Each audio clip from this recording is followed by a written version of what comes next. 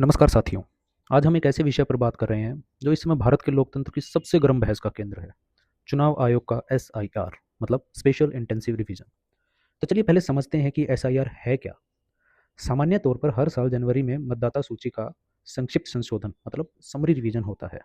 लेकिन जब चुनाव आयोग को लगता है कि किसी राज्य में मतदाता सूची में बहुत ज़्यादा गड़बड़ी है, जैसे कि मृत व्यक्ति के नाम हैं, लोग कहीं और शिफ्ट हो गए हैं, डुप्लीकेट एंट्रीज हैं, तो वह representation of the people act की धारा 21(3) के तहत एसआईआर का आदेश देता है। 2025 में आयोग ने इसे सबसे पहले बिहार से शुरू किया, फिर केरल, पश्चिम बंगाल, तमिलनाडु, उत्तर प्रदेश समेत 12 राज्यों केंद्र शासित प्रदेशों में चरणबद्ध तरीके से लागू किया। दोस्तों, जैसा हमें पता है कि विपक्ष लोकसभा में एसआईआर पर चर्चा चाहता है, तो सवाल यह उठता है कि क्या एसआईआर पर लोकसभा में चर्चा हो सकती है? इसका जवाब है नहीं। क्यों? क्योंकि चुनाव आयोग अनुच्छेद 324 के तहत एक संवैधानिक संस्था है। लोकसभा के नियम रूल 184, रूल 67 और पूर्व स्पीकर बलराम जाखड़ का 1988 का ऐतिहासिक निर्णय स्पष्ट कहता है कि चुनाव आयोग के कार्यों पर सदन में बहस नहीं हो सकती। 2025 के मानसून और शीतकालीन सत्र में जब कांग्रेस, टीएमसी, डीएमके ने एसआईआर पर प्रस्ताव और शून्यकाल नोटिस दिया, तब स्पीकर ओम बिरला ने उसे खारिज कर दिया। विपक्ष ने वॉकआउट किया, लेकिन नियम नहीं बदला। लेकिन हाँ, बीएलओ की मौतें या जनता की परेशानी पर सवाल उठ सकते हैं, पर एसआईआर की प्रक्रिया पर सीधा हमला नहीं किया जा सकता। तो चलो मान लेते हैं कि लोकसभा के अंदर एसआईआर पर चर्चा हो जाती है, तो क्या सरकार चुनाव आयोग की तरफ से जवाब दे सकती है? नहीं, क्योंकि यह सिर्फ नियम की बात नहीं है, संवैधानिक सिद्धांत की बात है। अनुच्छेद 324 में साफ लिखा है कि चुनाव का अधीक्षण, निदेशन और नियंत्रण पूरी तरह चुनाव आयोग के पास है।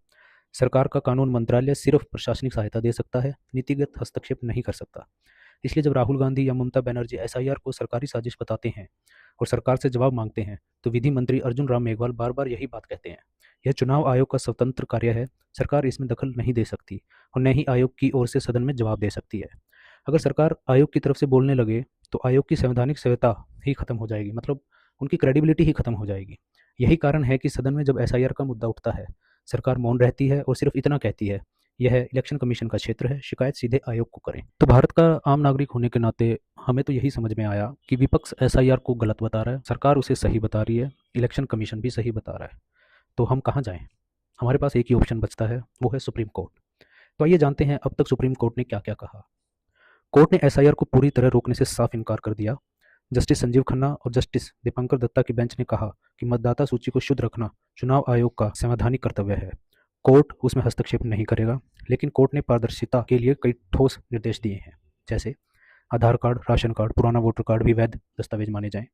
जिन लोगों के नाम हटाए गए हैं उनकी पूरी सूची और हटाने के कारण इलेक्शन कमीशन की वेबसाइट पर सार्वजनिक किया जाए। नाम काटने की प्रक्रिया व्यक्तिगत आधार पर हो, सामूहिक नहीं। अपील का पूरा मौका मिले, आधार से तुरंत आवेदन की सुविधा हो। बिहार में 3.66 लाख हटाए गए नामों का डेटा कोर्ट में जमा कराया गया है। केरल में स्थानीय निकाय चुनाव के कारण गणना की तारीख 1 सप्ताह बढ़ाने का निर्देश दिया गया है।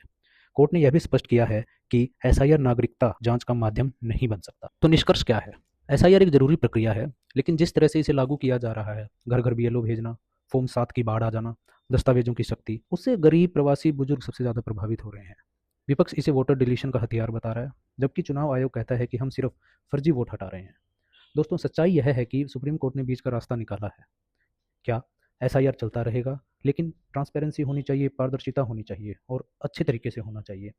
अब असली परीक्षा चुनाव आयोग की है कि वह कोर्ट के निर्देशों का कितना ईमानदारी से पालन करता है, क्योंकि अंत में लोकतंत्र की असली ताकत मतदाता सूची की प्योरिटी में है, न कि किसी एक दल के वोट बैंक को बचाने या घटाने में। आप इस पूरी प्रक्रिया के बारे में क्या सोचते हैं?